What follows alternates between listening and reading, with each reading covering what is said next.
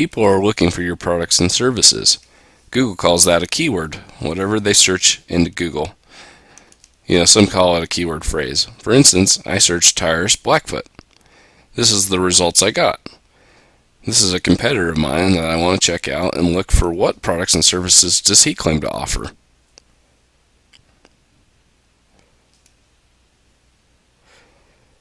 So one thing I notice with most national brands is they do a terrible job of actually listing all their products and services, or if they do list them, they only list them as a picture, which makes it very hard for Google to understand that.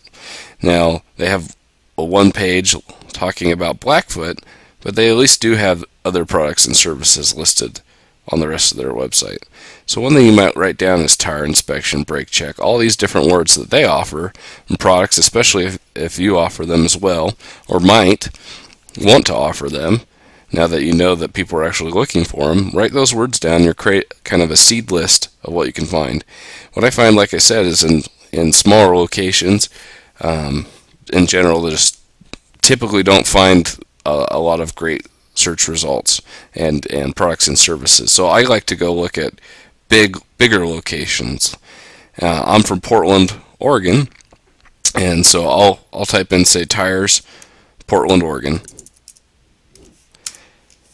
And the reason I like to go to a bigger city is what happens when the competition gets, more intense? What happens when, everybody understands keywords and actually starts listing them on their website instead of just putting them in a picture?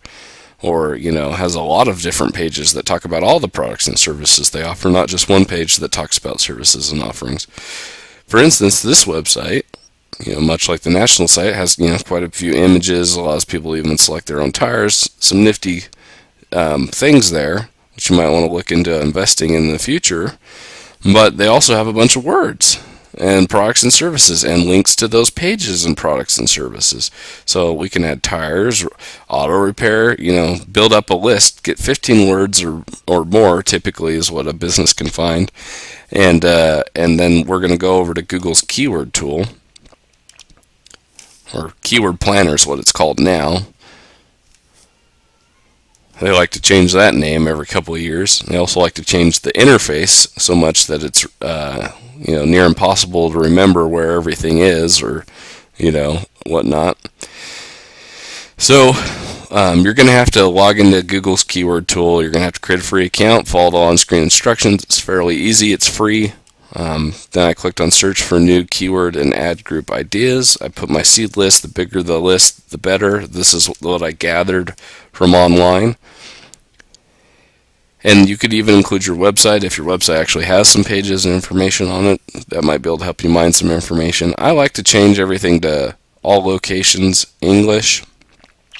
Some people like to, just United States. When you start getting down to like Atlanta or other cities, I feel like the information gets a lot more muddled, especially at this point. Google seems to want to not let you know what you really could be spending in a small geographic market. I'm going to click on only show ideas closely related to my search terms. I'm going to hit get ideas. And it's going to ask me again if I want to get ideas or get search volume. But I clicked get ideas, so that's what I want, get ideas. And then a pro tip is I always go down here and click on exact match. You don't have to totally understand that. It just narrows the search a little bit. I clicked yes and then hit cancel. And then they try to organize kind of all the different types of things people are looking for. Goodyear, oil, automotive repair. Some people call this an ad group or a group of closely related terms that have the same intent.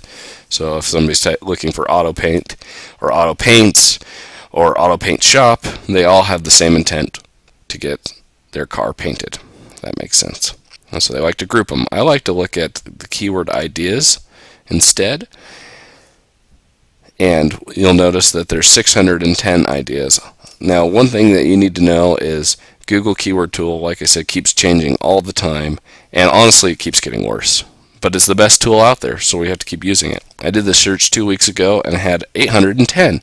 So where'd the 200 and other searches go? I don't know. thanks Google.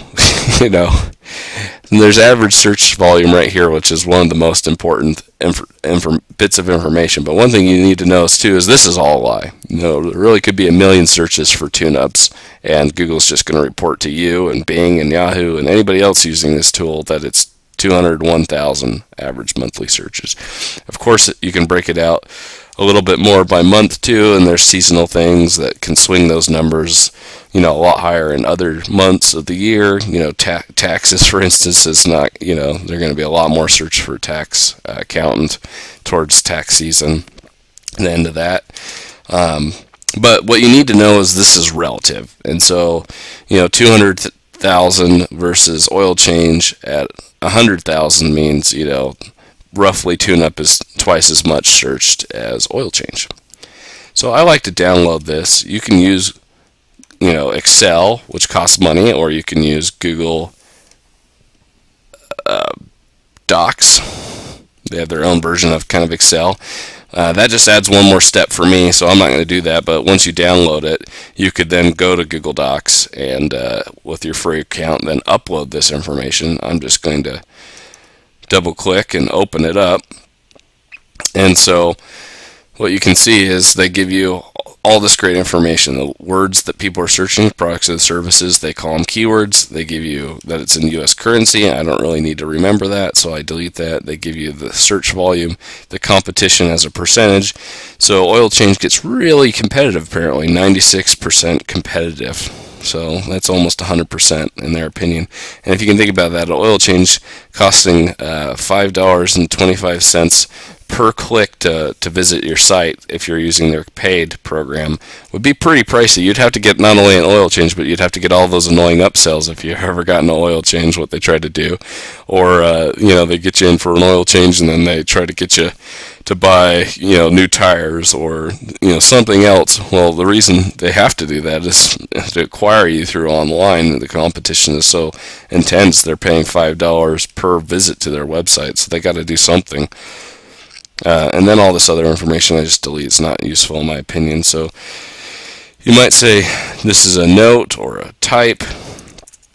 This is a whole new category that I'm adding here. Before I actually start going down this list and showing you what I do, I like to sort this list.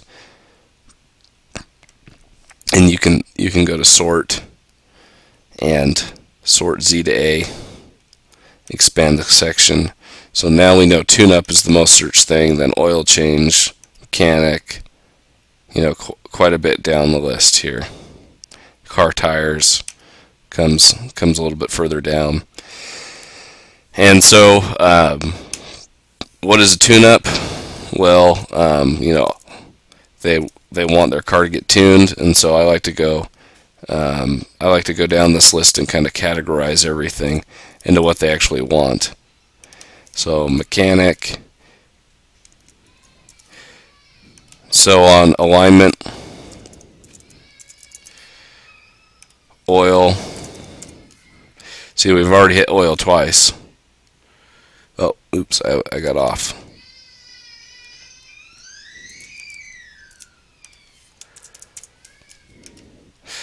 You'll find brands, then I'll put a brand like Discount Tire as a competitor, so I'll put brand. You'll find, words that aren't that related to what you do. So I like, if I don't do auto body, and there's a lot of people searching for auto body, then I might actually make that a blog post on my website saying, here's the places in town that you can get auto body work done. And we've used so-and-so and so-and-so, and we recommend them.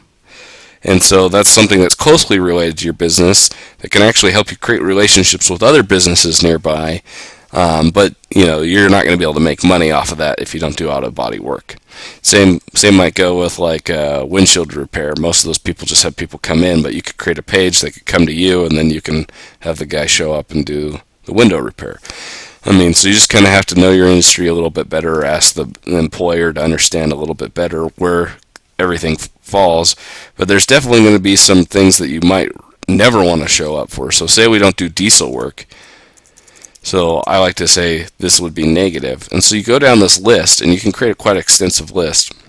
And I've already done this before, just as I wanted to speed this up and be able to show you some information. So I've gone through this. I've also added up here to the top a filter. So you click on Data, Filter. And so now that I have everything sorted here, I can go ahead and say, just look at tires. And now I have all of the questions, comments, concerns, everything that people have about tires. So I can copy this and maybe create like a different tab down here and paste it. And then I started going through all of them and saying on the left hand, here's what I want to keep. Well, what did I cut? Online tires. If they're searching for online tires, that's not going to be low-hanging fruit for me. I'm not selling online. I'm selling locally, and I'm going to have a better pitch to anybody locally too. Like, get your tires today, or get them next day if we don't have them in. I'm going to have some really good luck getting people locally over the national, but I don't necessarily want to show up for tires online, so I got rid of that. But look, used tires, cheap tires. I mean, goodness. I've never seen a business have that page, but look how many searches people have for that. Tire sales, tire rotation, new tires, used tires, car tires, truck tires. I mean, all this. So I'm going to create a page called like Tires and Blackfoot, right? And I'm going to make sure all this is listed there, and then I'm going to go create pages like oil change and repair. All those are, super high search volume and very broad, and I'm just going to list kind of all the things underneath them. Like tires has rotation, so I'm going to list that on that page and say I do rotations as well. But after all the main pages like oil change and repair are done, the next best place I can go is start creating pages specifically about the other subcategories that people are looking for. So by having a page all about used tires, for instance, a page that, once again, that one too is like never seen on a site. What if somebody really just needs a used tire because one tire, they ran a flat for a while and it's unrepairable, or the hole is too big, you can't patch it, but they're not going to shovel out $600 for 4 new tires when all they need is one tire. So this is what you should do for everything, and then it will help you decide what pages need to be written. The highest searches usually will be the category level where you list all your other products, but later you can go back and do others. So I hope that helps you understand the different offerings that you should be having out there.